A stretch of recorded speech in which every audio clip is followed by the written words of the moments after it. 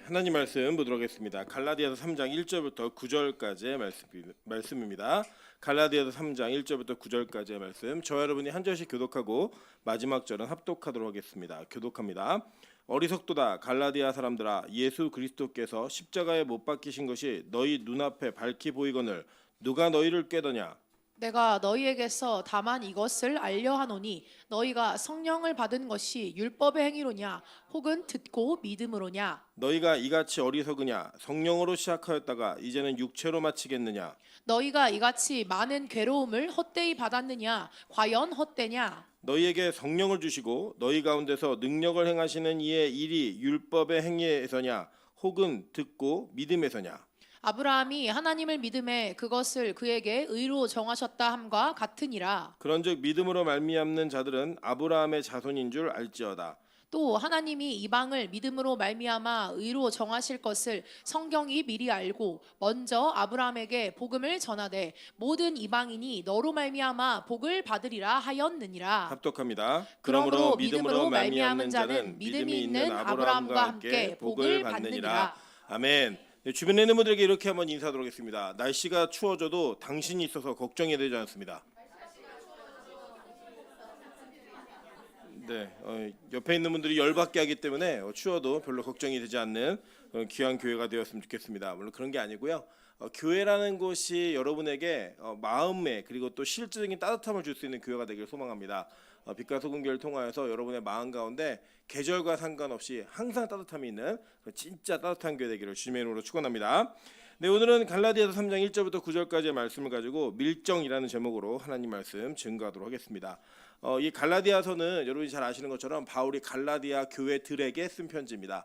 실제로 이 갈라디아가 어디냐, 이제 북갈라디아냐, 남갈라디아냐 여러 가지 논쟁이 있지만 우리 빛과 소금 교회에서 사도행전을 강해할 때 이미 이 갈라디아가 남쪽 갈라디아라고 하는 것을 전제로 설교를 했기 때문에 이 논쟁에 대해서는 다루지 않도록 하겠습니다. 지도에 보시면 간지에 넣어드리는 지도를 보시면 지금 저희가 이제 갈라디아라고 하는 지역이 빨간색으로 표시가 되어 있죠.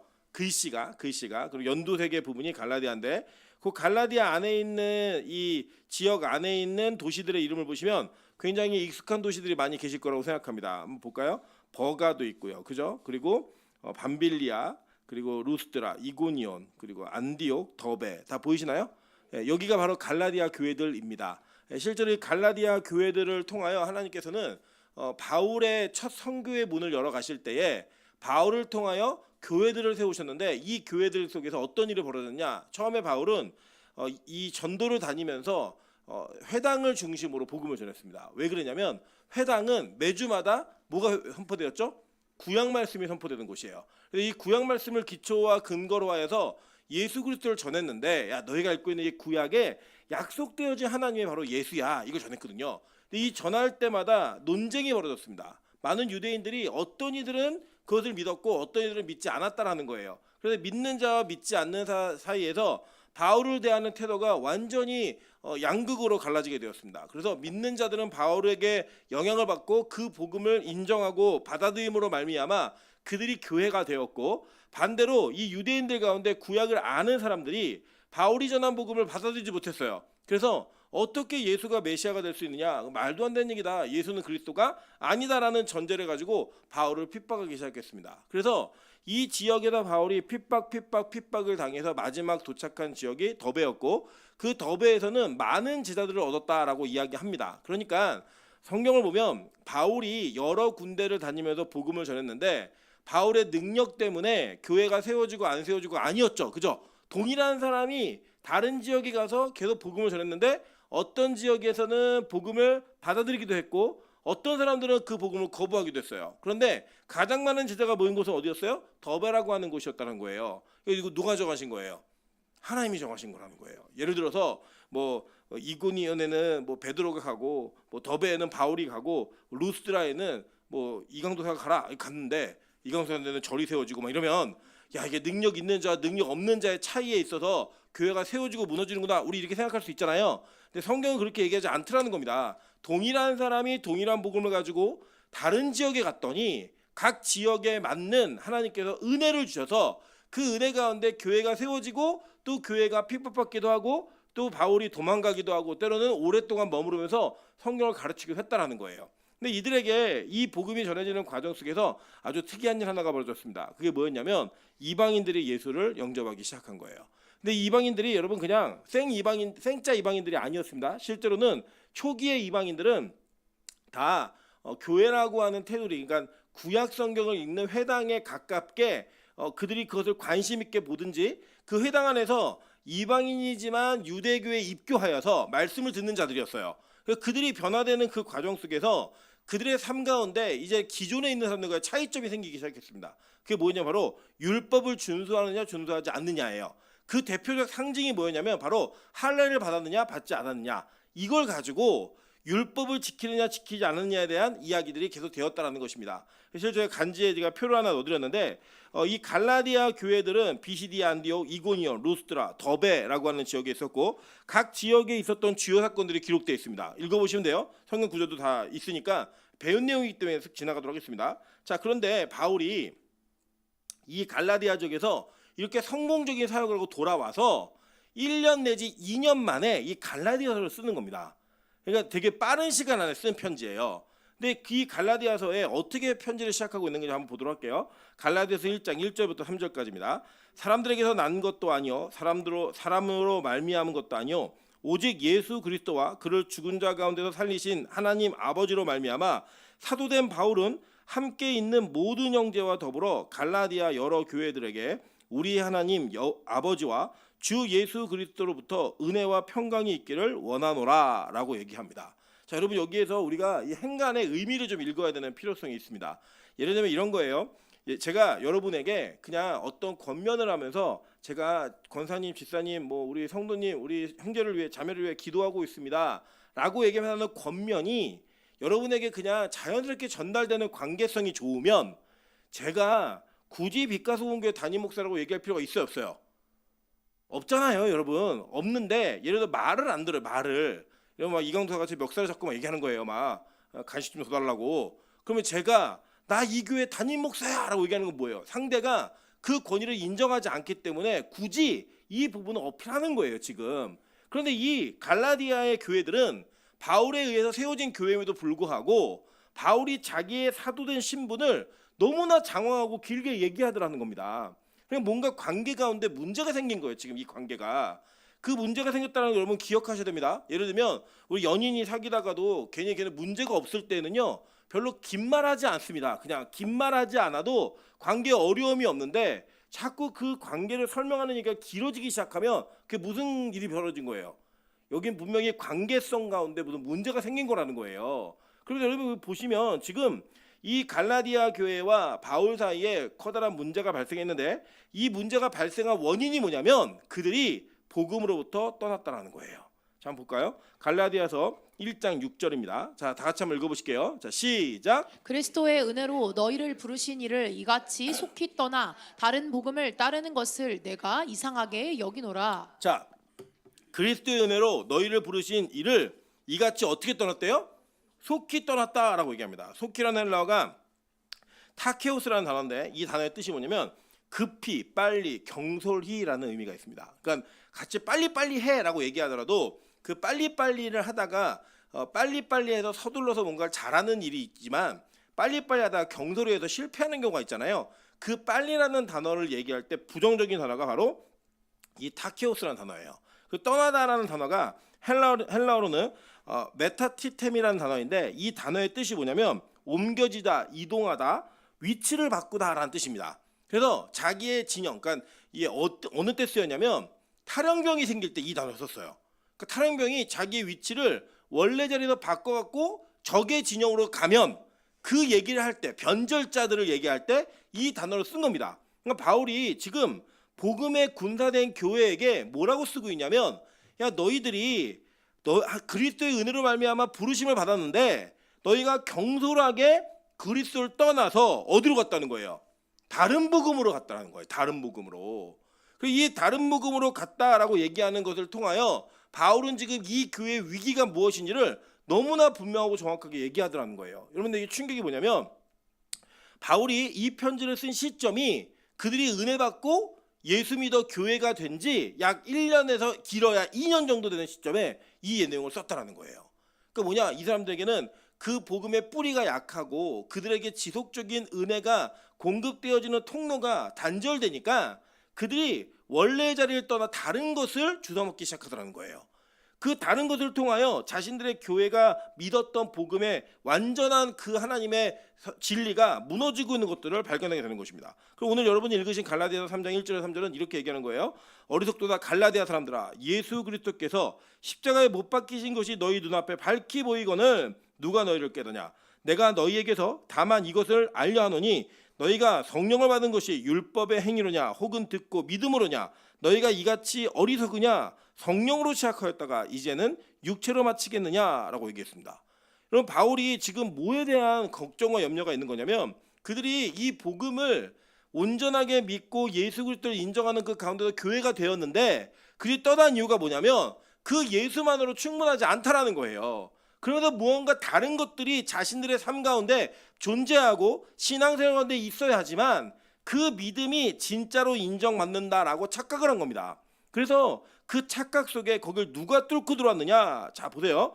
갈라디아서 1장 7절입니다. 다른 복음 없나니 다만 어떤 사람들이 너희를 교란하여 그리스도의 복음을 변하게 하려 함이라 라고 있습니다. 이 교란하다는 단어가 헬라어는 티라소라는 단어인데 타라소라는 단어인데 이 타라소라는 단어가 타라소예요.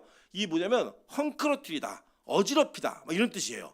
그러니까 뭔가 다른 복음이 들어와서 그리스도에 관련된 복음을 헝클어뜨리고 어지럽혔다라는 겁니다. 그래서 이들이 믿고 있는 진리로부터 떠나가게 됐다라는 거예요. 그런데 그들의 한 행위가, 그들의 한 결과가 뭐냐, 왜 그런 것들을 했느냐, 이 원인들을 바울이 정확히 분석을 해줘요. 자, 갈라디아서 6장 12절 한번 읽도록 하겠습니다. 자, 시작. 무릇 육체의 모양을 내려 하는 자들이 억지로 너희에게 할례를 받게 함은 그들이 그리스도의 십자가로 말미암아 박해를 면하려 함일 뿐이라. 자, 뭐예요? 그들이 이렇게 너희들이 율법을 지키라고 계속 얘기하는 건 뭐냐면 그리스도의 십자가로 말미암아 박해받는 걸 면하게 하려고 한다는 거예요.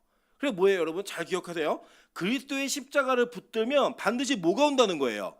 박해가 오는데 거기에다가 율법적인 다른 복음의 요소를 갖다 넣기만 하면 박해는 온다 안 온다?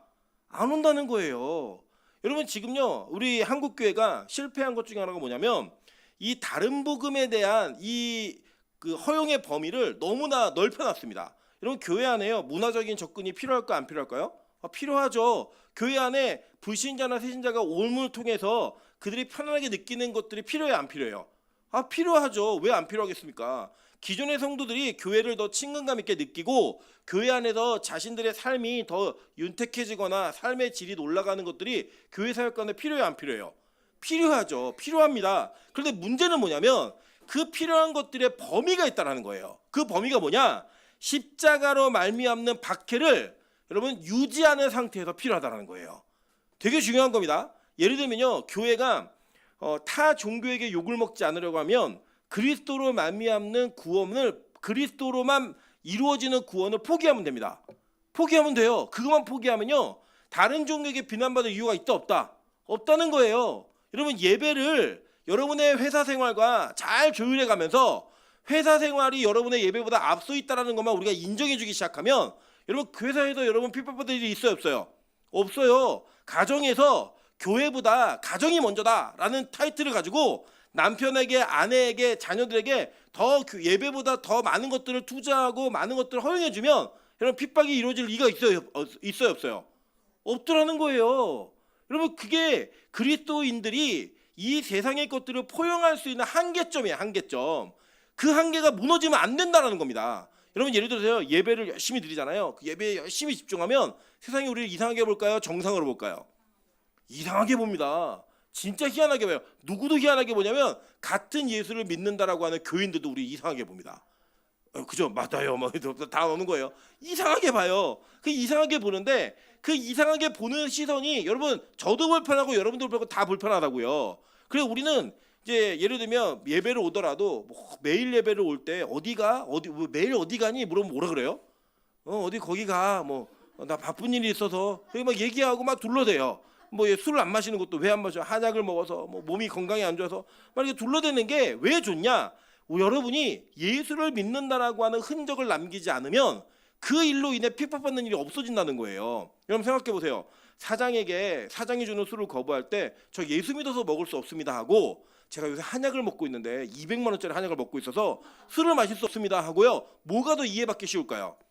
한약이 훨씬 이해받기 쉬워요. 한약을 먹는 것 때문에 술을 못 마시겠다는데 그걸 비난하는 사정은 완전 또라이죠. 여러분 그거는 말도 안 되는 일이란 말이에요. 그런데 우리는 그렇게 우리가 무언가 복음이라고 하는 걸 조금 더 희석시키고 거기에다가 다른 것들을 넣어서 내가 이 십자가로 인한 핍박을 면할 수만 있다면 그 길을 선택하는 게 우리라는 거예요.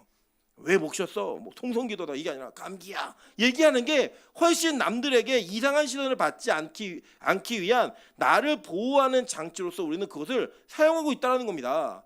여러분 이 율법주의가 그 내용들을 포함하고 있는 거예요. 뭐냐면 율법주의 자체가 복음보다 더 위에 있는 것이 아니라고요. 이 율법주의는 복음이라고 하는 그 온전한 진리를 파괴하는 요소가 있기 때문이에요. 그래서 율법주의라고 하는 것 그 자체를 배격하는 일은 그렇게 어려운 일은 아닙니다. 그런데 율법주의와 비슷한 방법으로 복음 안에 들어와 있는 복음을 희석시키고 있는 그리스도로 말미암는 박해를 면하게 하려는 모든 도구는 다 율법주의에 파생되어진 이 사생아들이라는 거예요. 우리를 공격하는. 여러분 그래 이거 되게 조심하셔야 돼요. 예를 들면 이런 겁니다. 우리가요 자기의 욕구와 욕망을 채우기 위해 돈을 많이 벌고 싶은데 기도는 어떻게 하는 거예요? 하나님 나에게 돈을 주시면 내가 하나님을 위해 쓰겠습니다 라고 얘기는 해요. 기도도 하고요. 그런데 실제로 돈이 생기면 뭐부터 챙겨요? 내 거부터 챙기더라는 거예요. 여러분 그걸로 인해서 우리는 마치 내가 복음을 온전히 섬기는 것처럼 그 비전 때문에 기도하는 것처럼 얘기하지만 실상은 뭐예요? 자기의 더럽고 추악한 욕망이 그 안에 숨겨져 있어서 진리 가운데서 이 일들을 구하는 것이 아니라 나의 욕구로 인해 그것을 구하는 이 세상과 다름없는 기도를 하는 자가 이 자리에 있다는 거예요. 저와 여러분 마찬가지고 그게 바로 율법주의가 교회를 파괴하는 방식이었다는 겁니다. 그래서 여러분 이들이 뭘 요구했냐면 이런 거예요. 야 예수 그리스도 믿는 것만으로 충분하지 않아. 너 할례 받아야지 구원받는 거야. 그거 완성되는 거야. 이렇게 얘기한 거예요. 근데 그거를 받아들이면 뭐예요? 율법주의자들에게 받는 핍박을 더 이상 안 받아도 된다는 거예요. 근데 바울이 어떻게 했어요? 바울은 끝까지 무슨 소리야? 하나님 말씀을 보면 예수의 십자가로 온전하게 우리의 구원은 이루어져. 다른 거 아무것도 필요 없어. 얘기하는 순간 적이 생겨요 안 생겨요? 다 적인 거예요. 그동안 율법을 지켜왔던 모든 사람들이 다 적이 되는 겁니다. 그러니까 그것을 지킬 수가 없는 거예요. 여러분 우리 교회가 특이하게 신앙생활 하신다고 생각하시죠? 아니요 여러분 성경을 보시면요 우리 교회는 정말 특이한 게 아니라 초대교회 성도들에게 발꿈치도 못 따라갑니다. 그런데 이 시대에 빛가서공 교회를 특이하다고 얘기하는 교회들이 많아요. 왜 그럴까요? 그만큼 교회 안에 다른 복음이 많이 들어와 있는 거예요. 다른 이야기들이 많이 들어와서 복음을 희석시켜서 이제는 예수 그리스도의 십자가 이걸로 핍박받는 걸 안 해도 되는, 안 받아도 되는 이러한 아주 교양적이고 너무나 세련된 종교를 만들어낸 거예요. 그래서 여러분 우리 그게 너무 매력적으로 보이는 겁니다. 그래 저렇게 해야지. 세상 일은 세상 일대로 하면서 교회는 우리 세상 일을 하는 거에 어떤 짜투리 같은 시간들 남겨서 그 시간으로 신앙생활하는 거 그게 지혜로운 거야. 그래서 좋은 대학 가야지. 좋은 회사 가야지. 그래서 사람들에게 인정받고 승진해야지. 이런 모든 일들이 여러분 우리 안에 이루어지고 있다는 것을 여러분 우리 인정해야 된다는 거예요. 그게 뭐예요? 결국 진리를 무너뜨리고 있는 거라는 겁니다.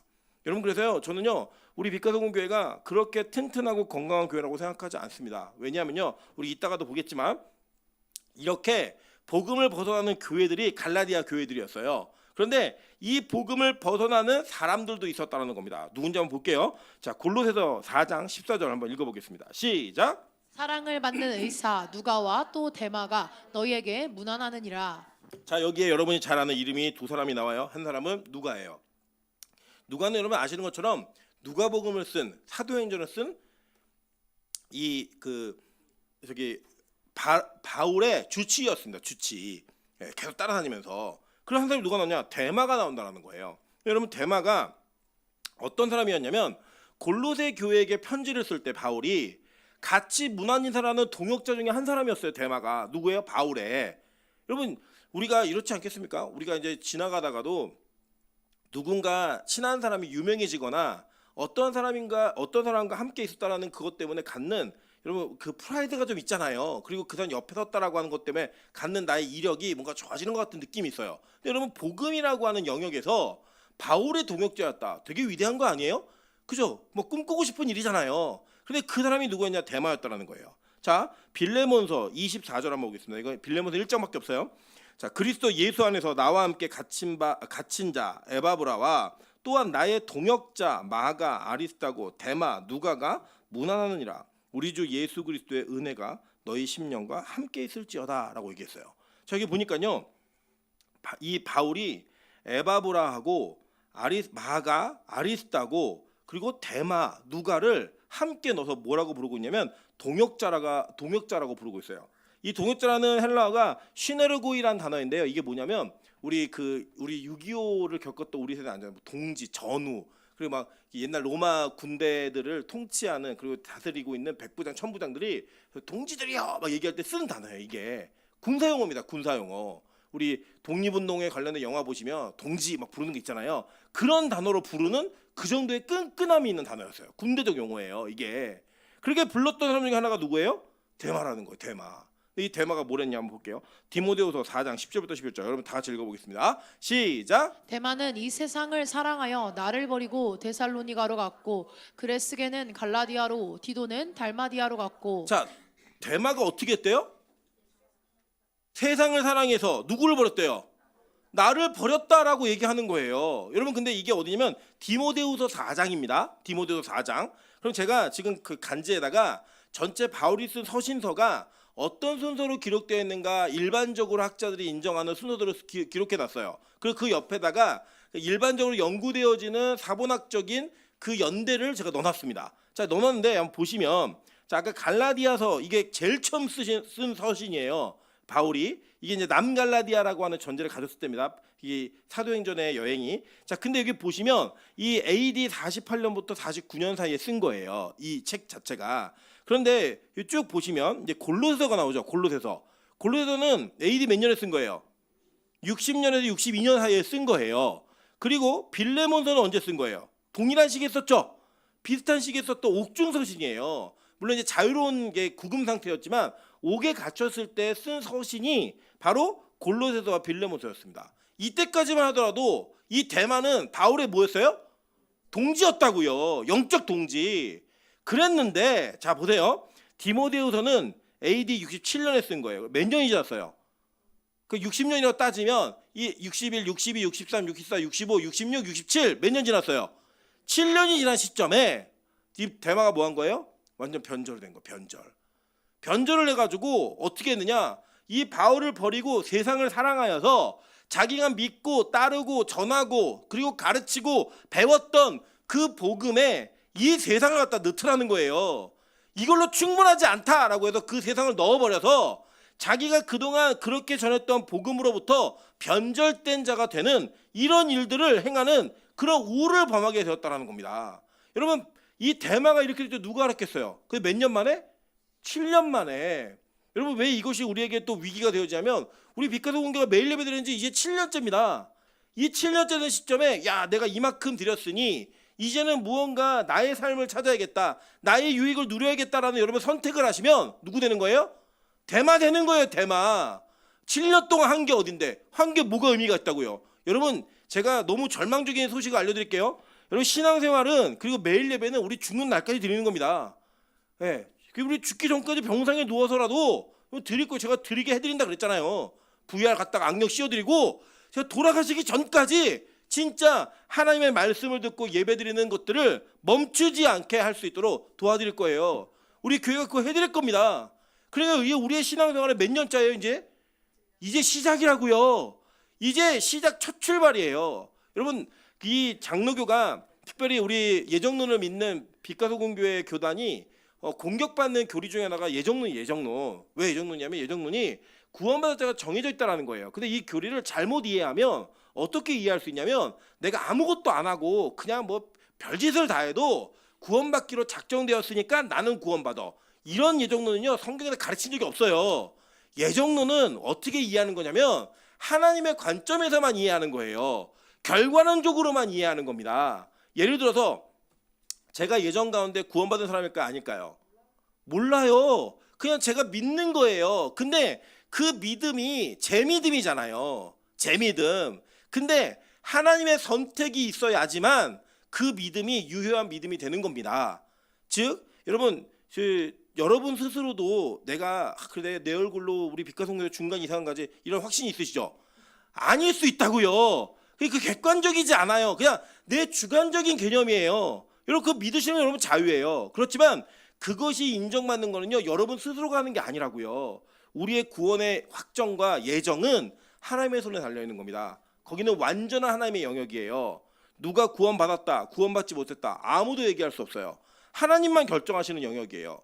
놀라운 사실은 이것을 우리의 진짜 신앙생활에 적용하면 우리는 구원받았다라고 하는 그 은혜의 감격을 가지고 매일매일 두렵고 떨림으로 구원을 이루어가는 걸음 속에 있는 것이지, 여러분이 구원받았기 때문에 무슨 짓을 저질러도 구원받는 건 아니라고요. 그러니까 우리도 뭐가 될 수 있는 거예요? 밀정, 변절자가 언제든지 될 수 있는 거라고요.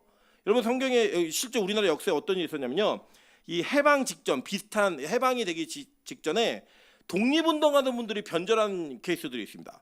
대표적으로 이 독립선언문 그 33인이 독립선언문 그거 했잖아요. 그 중에 최린, 박희도, 정춘수라는 사람이 그 중간에 다 변절해 갖고 일본에 투항했습니다. 심지어는 이 정춘수는 자기는 더 이상 독립운동하지 않겠다고 이게 자수해서 가서 그러고 나서 몇 해 지나잖아 무슨 일이 벌어졌어요? 해방이 이루어졌어요. 그 해방이 이루어지면서 그들은 자기의 일생에 평생 독립운동가로 기록될 수 있는 그 기록을 지워버리고 뭐로 기록됐어요? 변절자, 밀정으로 기록됐다고요. 여러분 우리 재밌는 그 밀정이라는 영화 보셨잖아요. 보시면 맨 마지막에 이정재가 뭐라고 얘기해요? 내가 이렇게 빨리 해방이 될 줄 몰랐다. 그러면서 자기의 변절에 그 이유를 대잖아요. 이유를. 여러분 우리가 이런 겁니다.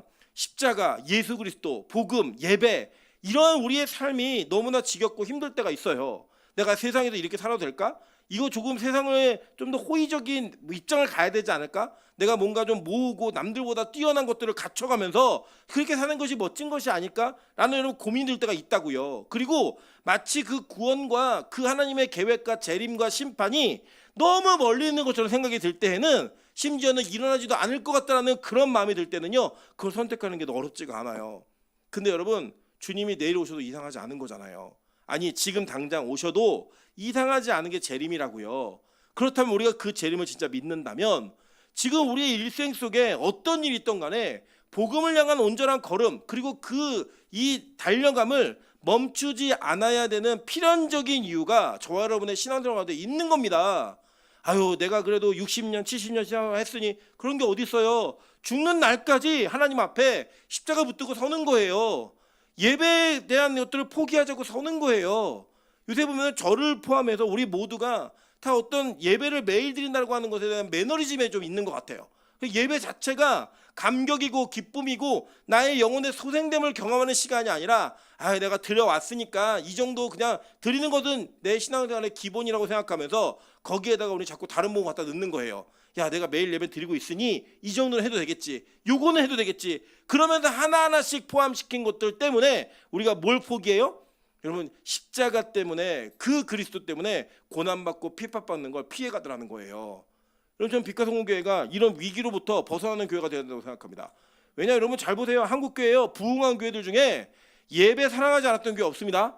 여러분 부흥했던 교회들 중에 목회자와 성도들이 복음을 위해 희생하지 않았던 교회가 없어요. 그런데 그걸 건물 지어놓고 사람 몇만 명 모으고 이루어놓고 나니까 어떻게 된 거예요? 이 정도면 됐다. 이제는 내 거 찾아야지, 내 거 챙겨야지. 그렇게 했던 일들 속에서 다 예배가 죽은 교회 된 거 아니에요. 예배가 무너진 교회 된 거 아니에요.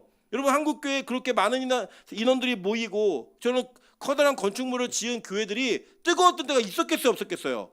저는 다 있었다고 생각합니다. 근데 그들이 왜 그렇게 복음을 포기할 수밖에 없게 되었는가? 그들은 다른 것들을 갖다가 그 복음 안에 투영시키고 그 복음 안에 포함시켰다는 거예요. 그리고 무너진 겁니다. 저 우리 빛과성공교회가 이제 꽃피지도 못한 교회, 이제 봉우리가 막 맺혀있는 교회가 벌써 샴페인을 터뜨리는 그런 모습 속에서 나의 예배가 무너지고 신앙이 무너지고 십자가에 대한 그 고난과 결단이 희석되어지는 그런 이런 너무나 힘든 일을 경험해야만 하고 너무나 이 안타까운 일을 경험해야 되는 대마 같은 일이 없기를 주님으로 축원합니다. 여러분 바울이요 대마를 그렇게 얘기하면서 뭐라고 얘기하는지 아세요? 뒤에 보니까 이렇게 얘기해요. 누가만 나와 함께니라. 내가 올 때 마가를 데리고 오라. 그가 나의 일에 유익하니라라고 얘기했어요. 그죠? 자, 근데 이 마가가 어떤 사람이냐 한번 볼게요. 사도행전 15장 36절부터 41절입니다.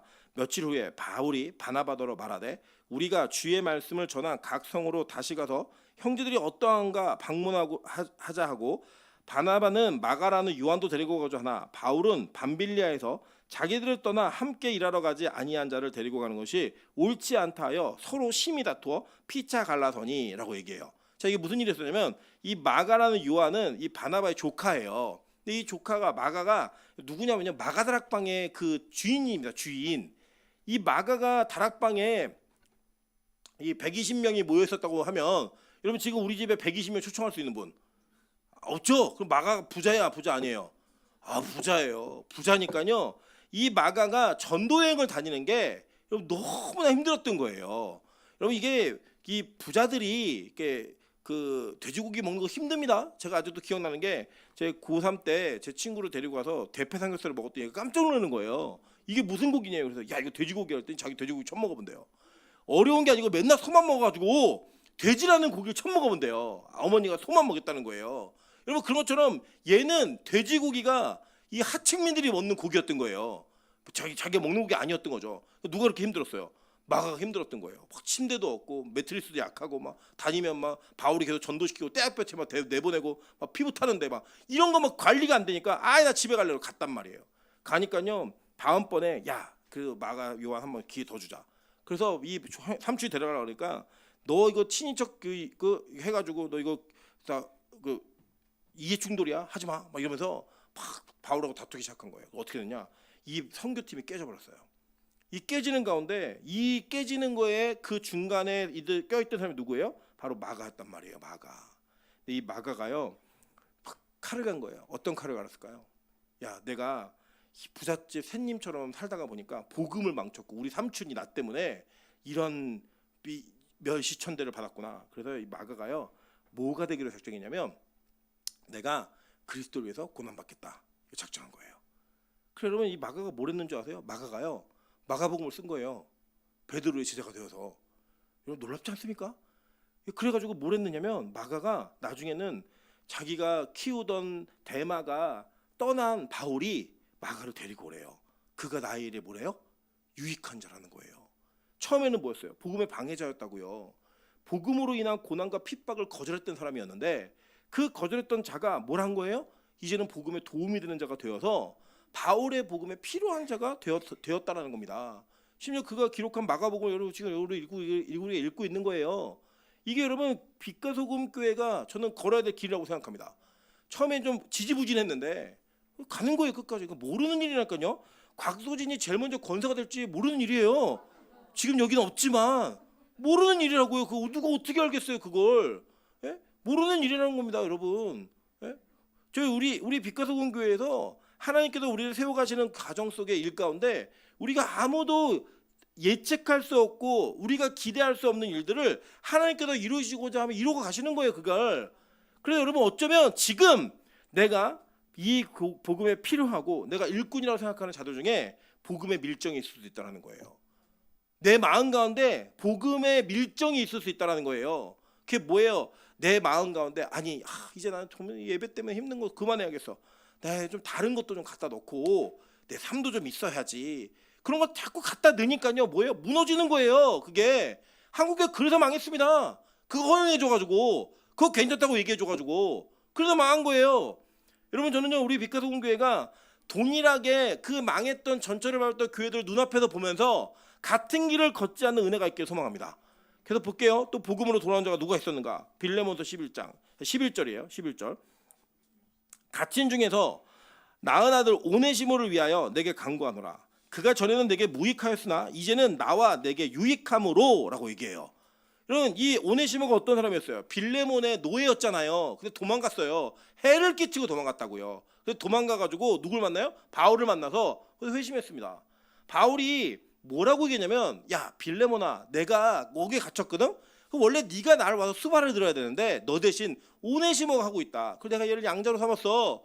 그러니까 내가 얘를 다시 돌려보내면 얘를 하대하지 말고 얘를 선대해줬으면 좋겠다. 만약에 내가 얘가 갚을 게 있으면 내가 갚을게. 그리고 너 나한테 갚을 거 있잖아. 너도 이러면서 자기 거랑 퉁치자는 거예요. 이걸 누가 거절해요? 거절할 수 없잖아요. 근데 이 빌레몬이 원래 어떤 사람이었어요? 노예였고요. 주인에게 해를 끼치고 도망간 자였다고요. 근데 그 도망간 자가 뭘 했어요? 이제는 복음의 동역자가 되고 복음의 협력자가 되어서 여러분 하나님의 은혜 속에서 복음의 일꾼으로서의 역할을 하는 그런 은혜로 그 복음의 길을 걷더라는 거예요.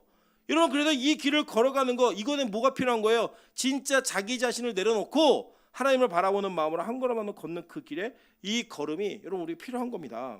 볼까요? 디모데전서 1장 15절 다 같이 읽어보겠습니다. 시작. 미쁘다 모든 사람이 받을 만한 이 말이여 그리스도 예수께서 죄인을 구원하시려고 세상에 임하셨다 하였도다. 죄인 중에 내가 괴순이라. 자, 죄인 중에 괴수라고 얘기한 사람이 누구예요? 바울 자신이잖아요. 자신. 그럼 바울이 어떤 사람이었어요? 복음을 방해하고 복음을 대적하고 복음에 해를 끼치는 자였어요. 그런데 이 바울이 예수의 은혜로 완전히 변화되고 십자가만 붙들고 나아가니까 어떤 일이 벌어졌어요? 그의 인생에 자기의 인생에 그 어떤 것도 소중하지 않고 오직 예수만을 붙들고 가는 인생이 되어버리더라는 거예요. 우리는요 오늘 여기 이 본문을 통해서 그리고 이 본문에 연관되어진 내용을 통해서 사람들의 두 가지 케이스를 봅니다. 처음에는 복음의 동역자였고 일꾼이었는데 그가 나중에는 복음에 자꾸 다른 거 넣고 세상 넣고 돈 넣고 이 세상의 자랑과 기쁨을 넣으니까 뭐가 됐어요?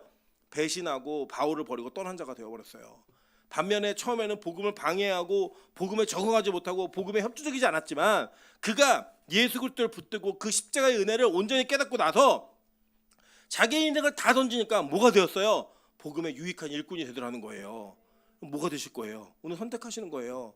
내가 복음에 내가 가지고 있는 그 진리에 밀정이 되어서 나를 무너뜨리는 자가 될 것인지 아니면 악한 마귀에 밀정이 되어서 제가 재밌었어요. 우리 민정사님 무슨 얘기하다가 우리 교회도 범죄자 출신의 목회자가 있어야 된다는 거예요. 그러면 막 다 이해하고 그 사람들을 다 품어주고 다 할 수 있다는 거예요. 이게 뭐예요? 지금 여러분 막 담배 피는 소진이가 이 마귀의 밀정일 수 있어요. 가가지고 마귀의 계략을 다 아는 거예요. 그래가지고 다 나중에 권사님이 돼가지고 담배 피는 걸 모아놓고 권사님이 이렇게 피는 거 아니야. 알려줄게. 그래서 막 알려주면서 복음 전하고 걔를 건져오고 이런 그런 일이 왜 없겠어요. 제가 보면요 우리 민하영 전도사님은 자기가 학창 시절 어렸을 적에 경험했던 그 아픔이 있는 사람들을 그냥 지나치지 못해요. 항상 그 사람들에 대한 애타는 마음과 안타까운 마음을 가지고 있어요.